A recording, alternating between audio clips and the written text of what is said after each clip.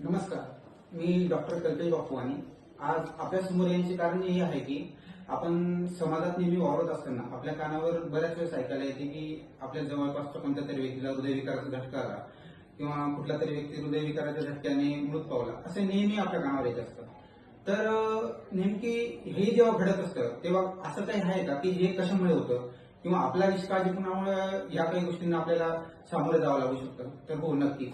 काही रुग्ण आपल्या समाजात असे असतात की ज्यांना बीपी असेल, शुगर असेल, रक्तपातळवण्याच्या गोळ्या असतील, हे डॉक्टरांनी प्रिस्क्राईब केले असते किंवा लिहून दिलेलं असतं. पण रुग्ण त्या गोळ्याही घेत नाही, फेर तपासणीसाठीही जात नाही. तर कुठेतरी ह्याही गोष्टींचा फरक त्या गोष्टीवर होत असतो. आणि समाजात काही घटक असा आहे की जो काही बिडी असेल, सिगारेट असेल किंवा वेगवेगळे जे काही शोक असतील ते करत असतात. तर ह्याही गोष्टींचा कुठे ना कुठे परिणाम आपल्या हृदयावर पडत असतो.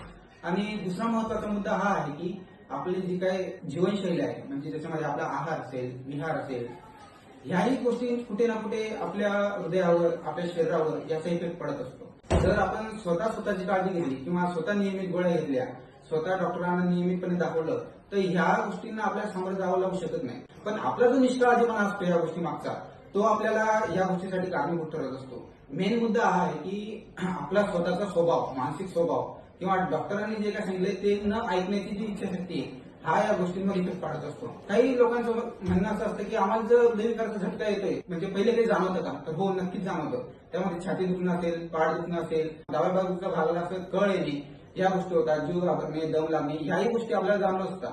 पण व्यक्तीला असं वाटतं की आपल्याला हा त्रास थोड्या कालांतराने बरा होईल. पण असा जर त्रास होत असला आणि आपण जर क्विक डिसिजन घेतलं किंवा डॉक्टरांना दाखवलं, तर आपल्याला काहीतरी उपचार होऊन आपली तब्येत लवकर भरू शकते किंवा आपल्या जवळच्या व्यक्तीला सांगून तो आपल्याला दवाखान्यात घेऊन जाऊ शकतो आणि आपला जीव वाचू शकतो. म्हणजे मुद्दा काय आहे की आपला स्वभाव बदलणं किंवा सगळ्या गोष्टी जाणून घेणं हे महत्वाचं असतं. किंवा समजा एखाद्याला हृदयविकाराचा झटका आला किंवा असं जाणवतंय किंवा खूप जास्त त्रास होतोय, तर आपल्या जवळपास जे काही इमर्जन्सी सेंटर असेल, जिथे उपचार होतो, तिथे सुरुवातपर्यंत जाऊन पहिले जाणून घ्या की आपल्याला काय झालंय आणि उपचार घ्या. ना की हे की आपल्याला जे काही आपल्याला हॉस्पिटल पाहिजे किंवा जे आपल्याला आवडते तिथे ते जर दूर असेल तर त्या टाइम मध्ये एका दिवस रुग्णाचा जीवही जातो. अशा बऱ्याच वेळेस ह्या गोष्टी घडत असतात. तर तो वेळ म्हणजे टाइम इज लाईफ हे इम्पॉर्टंट आहे या गोष्टीमध्ये. कारण आपलं जे हृदय आहे ते जास्त वेळ मागत नसतं.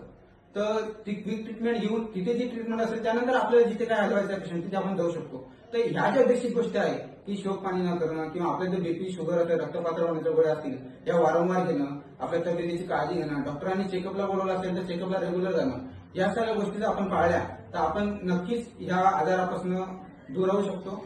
एवढेच मी सांगेल की सर्वांनी आपली काळजी घ्यावी आणि डॉक्टरांनी दिलेल्या सल्ल्याचे पालन करावे. धन्यवाद.